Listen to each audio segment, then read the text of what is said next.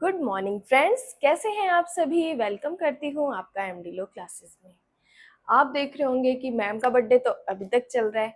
वैसे मेरा आज भी बर्थडे है 8 अगस्त को। मेरे डॉक्यूमेंट्स में मेरा बर्थडे 8 अगस्त को है, तो मैं ऑलमोस्ट सेलिब्रेट भी अपने फ्रेंड्स के साथ आज ही करती हूँ। तो अगर आपने मुझे अभी तक विशेष नहीं दी है तो फटाफट से कमेंट्स में विशेष दे सकते हैं। मेरे चैनल को सब्सक्राइब करके मुझे गिफ्ट भी दे सकते हैं। जो अपनी एविडेंस एक्ट की सीरीज स्टार्ट की थी, अब अपने उसके एंडिंग पॉइंट पे है। कितनी खुशी की बात है कि पूरा एविडेंस एक्ट मैम ने यूट्यूब पे पढ़ाया है और ये कंप्लीट एविडेंस एक्ट की वीडियोस की प्लेलिस्ट बनी हुई है। आपने अभी तक एविडेंस एक्ट नहीं पढ़ा, नहीं समझा, तो चैनल पे विजिट कीजिए, प्लेलिस्ट स्टार्ट कीजिए और एविडेंस एक्ट सेक्शन 1 से पढ़िए, अच्छे से पढ़िए। मैंने हर एक चीज मैंने यूट्यूब पे बता रखी है। हर एक सेक्शन का की पॉइंट मैंने बता रखा है, शॉर्ट पॉइंट बता रखा है, कैसे सेक्शन को पढ़ना चाहिए, क्या section pre point of view के लिए है, क्या मेंस पॉइंट ऑफ व्यू के लिए, क्या अपनों को स्किप करना है। सारी चीजें मैंने आपको बता रखी है। जब मैंने पढ़ाना स्टार्ट किया तो उसमें मैंने 100% ऑनेस्टी दिखाई है। तो आप भी अगर सीरियसली जज बनना चाहते हैं, कानून को अच्छे से समझना चाहते हैं, तो कंप्लीट वीडियोस देखिए। और जब आप मेरी वीडियो से कुछ सीखते हैं, कुछ पढ़ के जाते हैं, तो बहुत अच्छे अच्छे कमेंट्स आते हैं मेरे पास। उसके लिए दिल से थैंक यू कि आप मेरी वीडियोस को देखते हैं और आप कंप्लीट वीडियो देखने के बाद भी कमेंट करते हैं। थैंक यू सो मच आप सभी का। आइए अपने स्टार्ट करते हैं। लास्ट वीडियो अपनों ने छोड़ी थी सेक्शन 118 पे। 118 करवा दिया था मैंने, फिर अपने स्टार्ट करते हैं सेक्शन 119। 118 में शॉर्ट एक बार वापस रिवाइज करवा देती हूँ। 118 कहता है कि कौन साक्ष्य दे सकेगा, कौन एविडेंस दे सकेगा। तो कोर्ट ने कहा कि सारे पर्सन जितने भी हैं वो सारे एविडेंस दे सकते हैं जो उस मैटर के लिए नेसेसरी पार्टी है।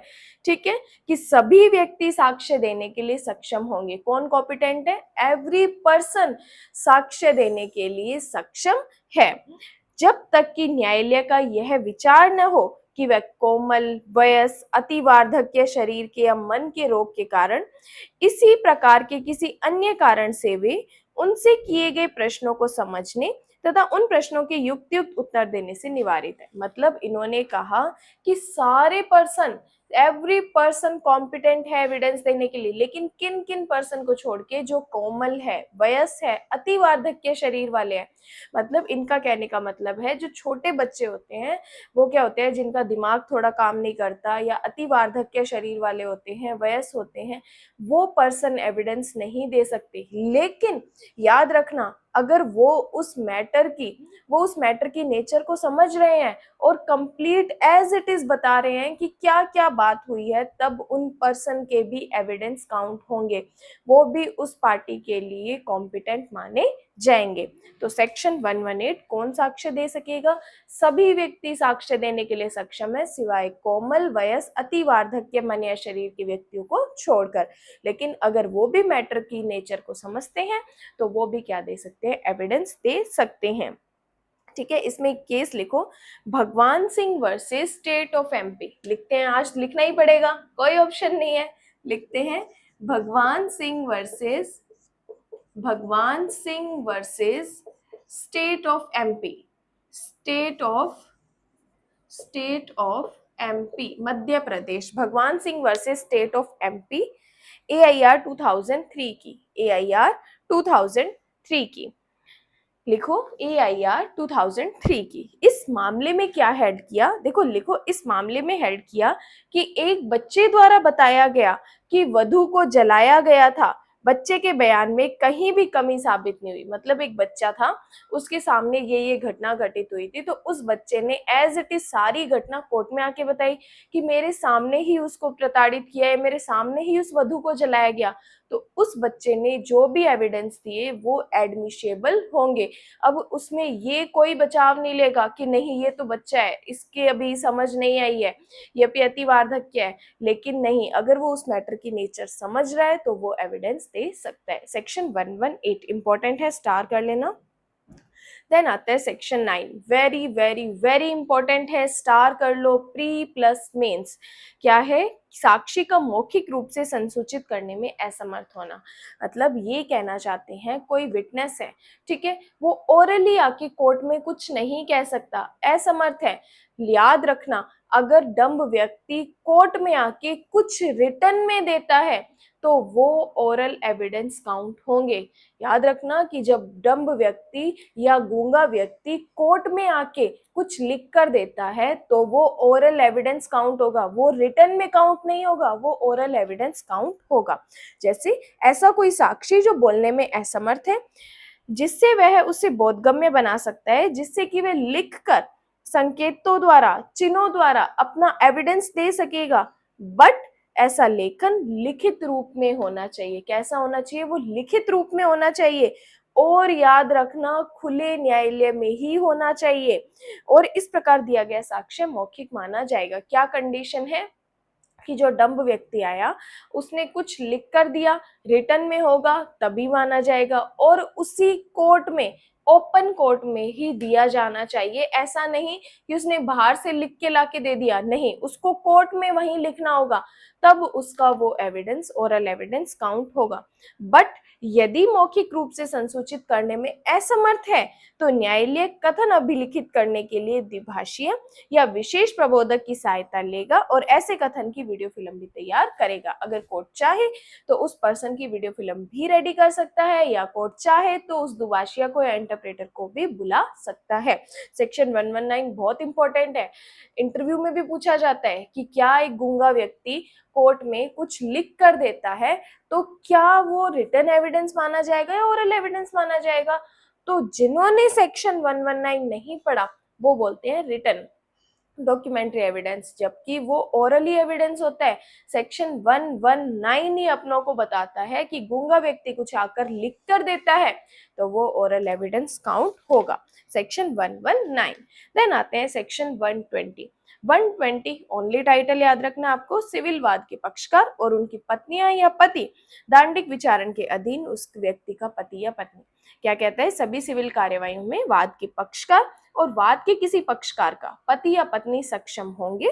किसी व्यक्ति के विरुद्ध दांडिक कार्यवाही में उस व्यक्ति का पति या पत्नी सक्षम होगा या होगी, ठीक है। क्रिमिनल मैटर में वो हस्बैंड या वाइफ क्या होंगे? कॉम्पिटेंट होंगे। ओनली टाइटल ये आपको याद रखना है। देन आते हैं 121। 121 को स्टार कर लेना, इंटरव्यू में पूछते हैं और प्री में टाइटल बेस्ड क्वेश्चन पूछते हैं कि न्यायाधीश और मजिस्ट्रेट किसी मैटर के बारे में जानते हैं तो क्या उनको कॉम्पिटेंट बनाया जा सकता है विटनेस के रूप में? तो लिखो नहीं, उनको कॉम्पिटेंट नहीं बनाया जा सकता। कि कोई भी न्यायाधीश या मजिस्ट्रेट न्यायालय में ऐसे न्यायाधीश या मजिस्ट्रेट के नाते अपने स्वयं के आचरण के बारे में या किसी ऐसी बात के बारे में जिसका ज्ञान उसे न्यायाधीश या मजिस्ट्रेट के नाते न्यायालय में हुआ है, किन्हीं प्रश्नों का उत्तर देने के लिए ऐसे किसी भी न्यायालय के विशेष आदेश के सिवाय जिसकी वह अधीनस्थ है विवश नहीं किया जाएगा। बट अन्य बातों के बारे में जो उसकी उपस्थिति में उस समय घटित हुए हैं जब वह ऐसे कार्य कर रहा था उसकी परीक्षा की जा सकेगी, ठीक है। अगर वो पर्सनली कुछ जानते हैं तो उसके बारे में उसको एविडेंस नहीं देंगे, उनको नहीं बुलाएंगे, लेकिन अगर कोर्ट उनको विवश करता है तो उनको बताना पड़ेगा। बट अगर कोर्ट की ट्रायल के ड्यूरिंग ही उनको कुछ पता चला है तो उसके बारे में उनकी एग्जामिनेशन की जा सकती है। 121। देन आ जाइए 122, स्टार कर लीजिए, प्री मेंस इंटरव्यू। तीनों के लिए सेक्शन बहुत इंपॉर्टेंट है कि वैवाहिक स्थिति के दौरान सॉरी वैवाहिक स्थिति के दौरान की गई संसूचना कैसी होगी? एडमिशेबल होगी या नहीं होगी? आइए पढ़ते हैं कि कोई भी व्यक्ति जो विवाहित है या जो विवाहित रह चुका है किसी भी संसूचना को किसी व्यक्ति द्वारा जिससे वे विवाहित है या रह चुका है विवाहित स्थिति के दौरान में की गई है प्रकट करने के लिए विवश नहीं किया जाएगा। जैसे हस्बैंड और वाइफ, दो पर्सन है, हस्बैंड ने वाइफ को कुछ ऐसी बात बताई जो कि प्राइवेट थी, मतलब जिसके बारे में कोर्ट को एविडेंस चाहिए था और वो बात उसकी वाइफ को पता है, तो अब कोर्ट उसकी वाइफ को प्रेशर नहीं डालेगी कि ये बात हमें आके बताइए, वो कम्युनिकेशन उनके द्वारा सीक्रेट ही रखी जाएगी। अगर ऐसी ही बात वाइफ द्वारा हस्बैंड को बताई जाती है तो हस्बैंड को भी विवश नहीं किया जाएगा। लेकिन कब? कंडीशन क्या है? वैवाहिक स्थिति के दौरान होनी चाहिए, उनकी मैरिज होनी चाहिए। अदरवाइज एग्जांपल लेते हैं, उनकी एंगेजमेंट हो गई, उस दौरान कुछ बताया तो वो चीज एक दूसरे के अगेंस्ट प्रूफ की जा सकती है। लेकिन मैरिज में एक दूसरे के अगेंस्ट कोई भी कम्युनिकेशन प्रूफ नहीं की जा सकती।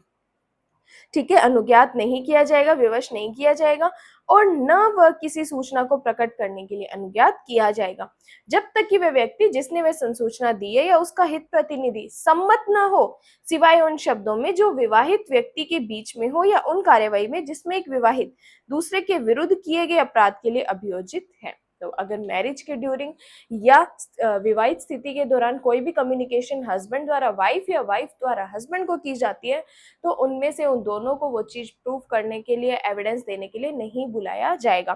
कौन सा सेक्शन कहता है? 122। 122 इंपॉर्टेंट है, इसमें केस लिखो MC Varghese versus MC Varghese versus TG Podan. MC Varghese versus TG Podan important case है, स्टार कर लेना। MC Varghese versus TJ Podan. TJ Podan. TJ Podan. इसकी ये AIR है 1970 1970। इसमें क्या हुआ कि यह धारा ऐसे मामले को लागू होती है जो विवाह के समय संसूचित की गई है। यदि एक व्यक्ति द्वारा दूसरे को संसूचना दी गई और उनके मध्य विवाह विघटन के बाद दी गई है तो यह धारा लागू नहीं होगी। जैसे कि पहले तो हस्बैंड वाइफ दोनों मैरिड थे, ठीक है, उस टाइम उनकी कोई कम्युनिकेशन नहीं हुई, लेकिन जैसे उनका डिवोर्स हुआ उसके बाद उन्होंने कोई बात सीक्रेट ऐसी शेयर की, उस टाइम पे उन दोनों को क्या किया जाएगा? विवश किया जा सकेगा एविडेंस देने के लिए। अदरवाइज वो ड्यूरिंग मैरिज में है, विवाह के दौरान विवाहित स्थिति में, तब उनको विवश नहीं किया जाएगा, लेकिन विवाह विघटन के बाद उनको विवश किया जा सकता है।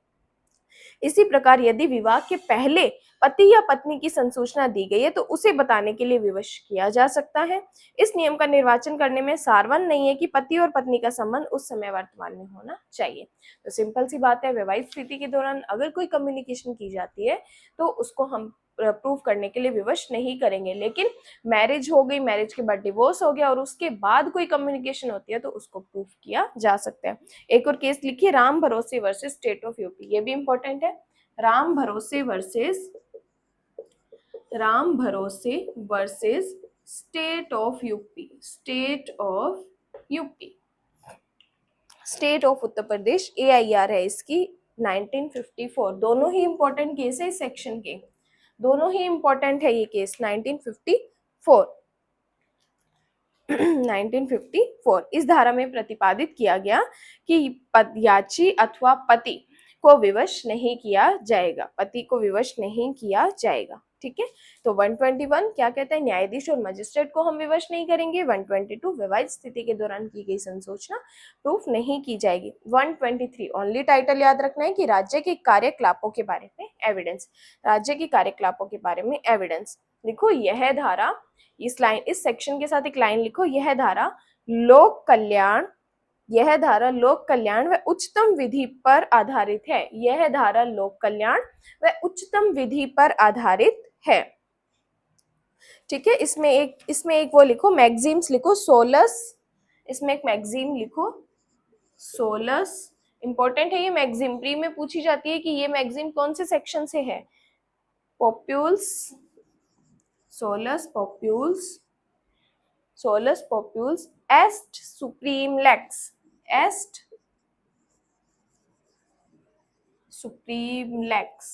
इंपॉर्टेंट है ये, सोलस पॉप्यूल्स एस्ट सुप्रीम लेक्स। इंपॉर्टेंट है कि यह धारा लोक कल्याण व उच्चतम विधि पर आधारित है। यह धारा लोक कल्याण व उच्चतम विधि पर आधारित है। 124 क्या है? शासकीय संसूचनाएं, ऑफिशियल कम्युनिकेशंस। कि कोई भी व्यक्ति लोक अधिकार, उसे शासकीय विश्वास में दी गई संसूचनाओं को प्रकट करने के लिए विवश नहीं किया जाएगा।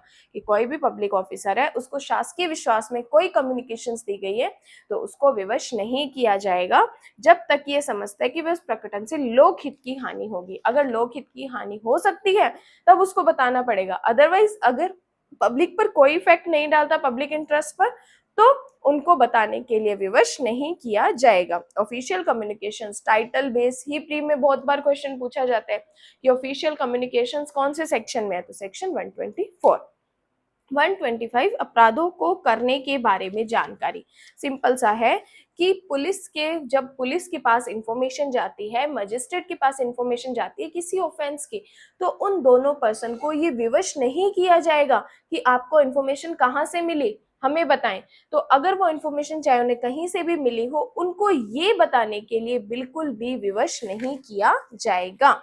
कि कोई भी मजिस्ट्रेट या पुलिस ऑफिसर यह कहने के लिए विवश नहीं किया जाएगा कि किसी अपराध के किए जाने के बारे में उन्हें जानकारी कहां से मिली, और किसी भी राजस्व ऑफिसर को यह कहने के लिए विवश नहीं किया जाएगा कि लोक राजस्व के विरुद्ध किसी अपराध के किए जाने के बारे में कोई जानकारी कहां से मिली। तो इसमें 3 पर्सन है, मजिस्ट्रेट और पुलिस और राजस्व ऑफिसर, ये तीनों को विवश नहीं किया जाएगा कि आपको अपराध की इंफॉर्मेशन कहां से मिली। देन आ जाइए 126, 124 और 126 दोनों प्री के बारे में बहुत बार पूछा जाता है कि ऑफिशियल कम्युनिकेशन कहाँ है या पर्सनल कम्युनिकेशन कहाँ है। ये कहता है सेक्शन 126 की पर्सनल कम्युनिकेशन क्या है। तो सिंपल सा इसमें मैं आपको बताती हूँ कि इस सेक्शन में आखिर क्या कहना चाहता है। देखो, एक क्लाइंट है, क्लाइंट गया अपने एडवोकेट के पास या उसके साथ कोई बात हुई, तो उसने एडवोकेट से कुछ परामर्श की। जब एडवोकेट से उसने परामर्श किया तो जो भी बात है उसने सारी बताई, चाहे वो काम उसने गलत किए सही किए। तो अब जो सारी बात उसने एडवोकेट को बताई, तो अब एडवोकेट उस क्लाइंट के अगेंस्ट कोई भी प्रूफ नहीं देगा। एडवोकेट कोर्ट में जाके ये बिल्कुल नहीं कह सकता कि नहीं, इसने मुझे सारी बात आकर बताई, इसने गलत काम किया है। ऐसा एडवोकेट बिल्कुल भी नहीं कर सकता, क्योंकि उनको प्रिजम्पशन कहां से दी गई है, सेक्शन 126 से, कि क्लाइंट के द्वारा कुछ भी बैरिस्टर, अटर्नी, वकील या प्लीडर को कुछ भी पर्सनल बताया जाता है तो वो बिल्कुल भी कहीं भी उस चीज को डिस्क्लोज नहीं करेंगे। आइए पढ़ते हैं सेक्शन 126 कि कोई भी बैरिस्टर, अटर्नी, प्लीडर या वकील अपने कक्षीकार की, अब हिंदी मीडियम स्टूडेंट्स को ये कक्षीकार वर्ड नहीं समझ आएगा तो लिखो, कक्षीकार होते हैं क्लाइंट्स। जैसे अपने एडवोकेट बनते हैं तो अपने पास क्लाइंट्स आते हैं ना, अपनी कुछ भी प्रॉब्लम लेके कि हम उनकी प्रॉब्लम को सॉल्व करेंगे, ठीक है। तो कक्षीकार होता है क्लाइंट।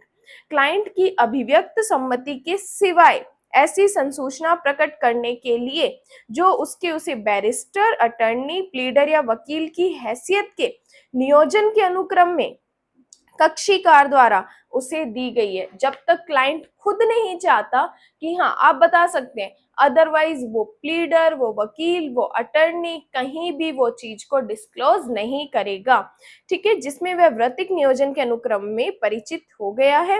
अंतर्वस्तु की दशा या उसकी किसी सलाह को ऐसे नियोजन के अनुक्रम या प्रयोजनार्थ अपने कक्षीकार को दी है, प्रकट करने के लिए किसी भी समय अनुज्ञात नहीं किया जाएगा।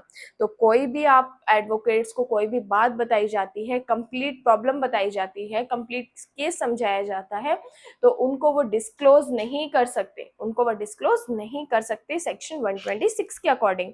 लेकिन इसमें कुछ एक्सेप्शंस भी है, 2 अपवाद दिए गए हैं कि कब वो डिस्क्लोज कर सकते हैं, कि किसी भी अवैध पर्पस को अग्रसर करने के लिए कोई भी कम्युनिकेशन, अगर कोई इलीगल काम करने जा रहा है वो, ठीक है, जिससे क्या हो सकता है, कुछ लॉस हो सकता है, तो वो इलीगल काम के पर्पस के कारण, इलीगल काम की वजह से वो क्या कर सकता है, वो चीज डिस्क्लोज कर सकता है। याद रखना ये अपवाद है कि कोई इलीगल पर्पस के लिए कोई काम किया जा रहा है तो उसके बारे में वो बात डिस्क्लोज कर सकता है।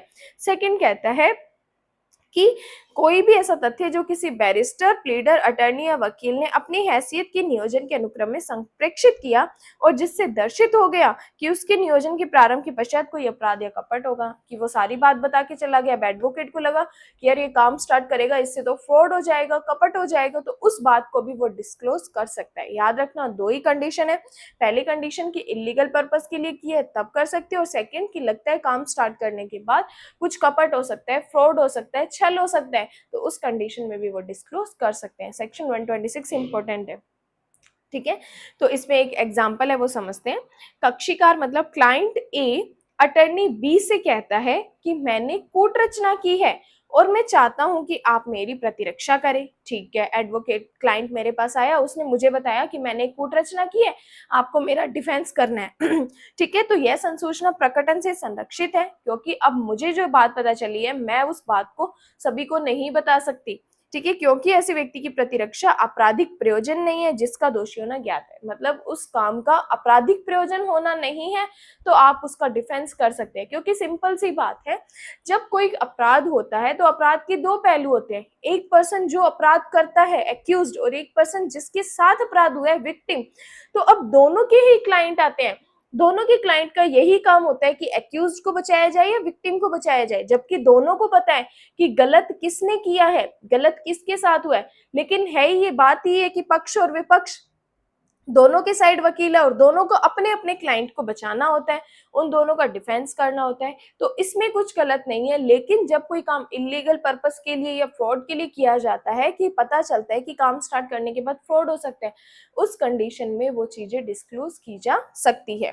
ठीक है, 126 इंपॉर्टेंट है। 127 मस्त सेक्शन है, क्या कहते हैं, धारा 126 दुभाषी आदि को लागू होना। सेक्शन 126 अपनों ने पढ़ा, पर्सनल कम्युनिकेशन। अब 127 में क्या कहा कि सेक्शन 126 के लिए दुभाषिए या बैरिस्टरों को बुलाया जा सकता है। सिंपल सा है, कंफ्यूज नहीं होना। 126 में पर्सनल कम्युनिकेशन, 127 में कहता है कि 126 के लिए क्या बुलाए सकते हैं, दुभाषिए बुलाए जा सकते हैं।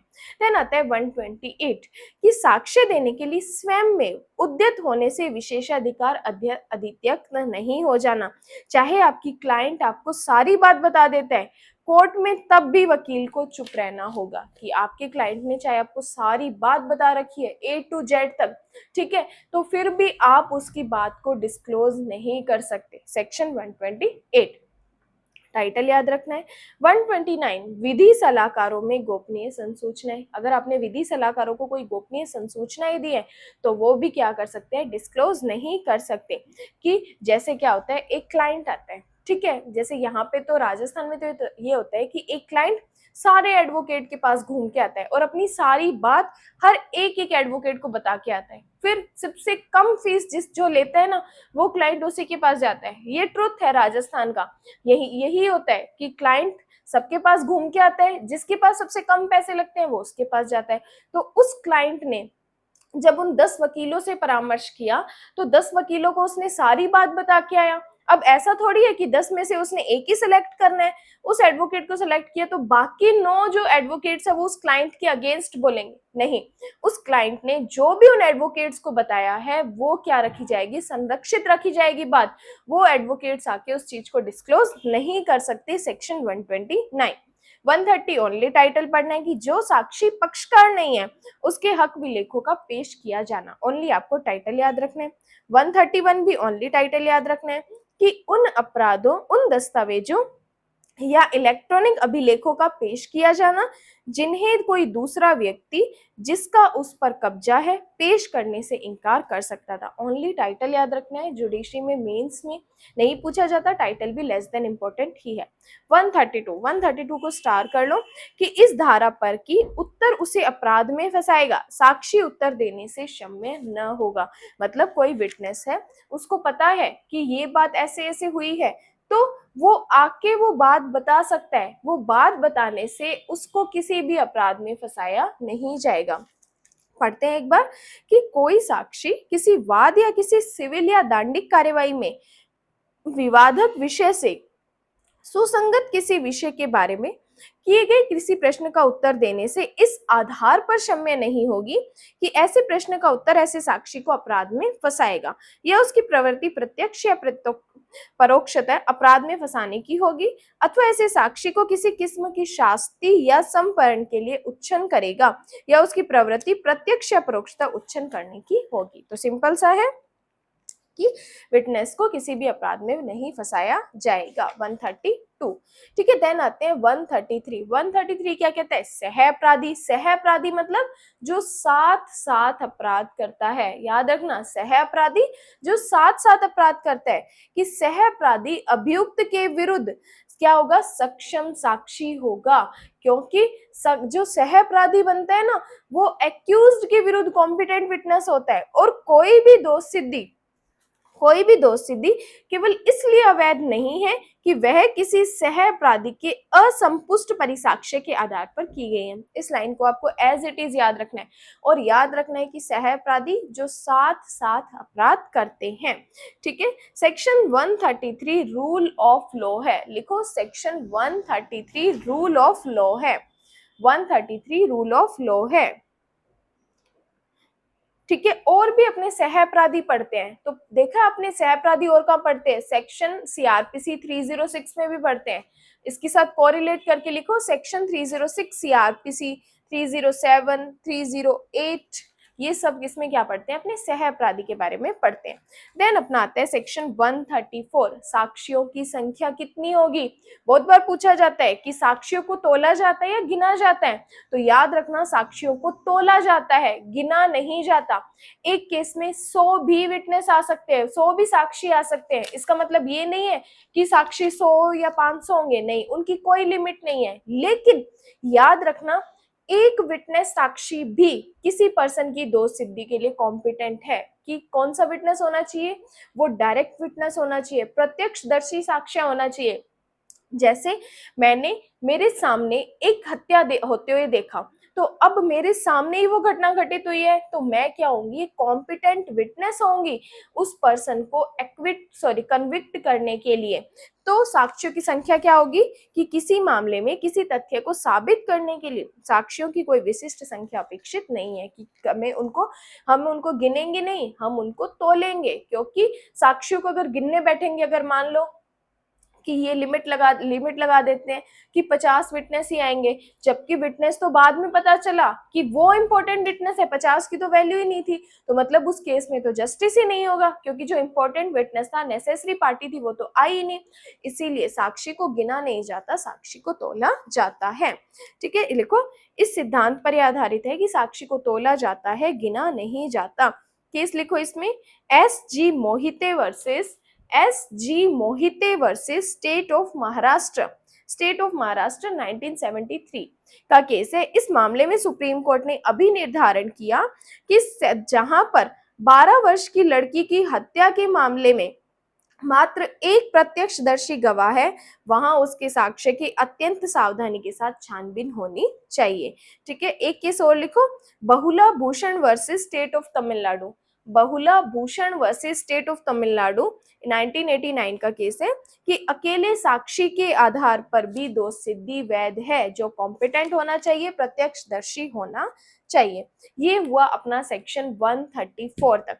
अब अपने नेक्स्ट क्लास में 135 से 167 कंप्लीट कर देंगे, जब हमारा एविडेंस एक्ट कंप्लीट हो जाएगा। सेक्शन 1 से 167 complete evidence act MD law classes पे अवेलेबल है। अगर किसी ने एविडेंस एक्ट का कोई भी सेक्शन नहीं समझ आता, कोई भी सेक्शन नहीं समझ आ रहा कि बेरेक्ट से कैसे पढ़ना है, तो एमडी लॉ क्लासेस को ज्वाइन कीजिए और कंप्लीट प्लेलिस्ट देखिए। और अभी तक आप मेरे चैनल पे बने और आपने सब्सक्राइब नहीं किया, तो जल्दी से चैनल को सब्सक्राइब कर दीजिए एंड लाइक कर दीजिए। Thank you so much.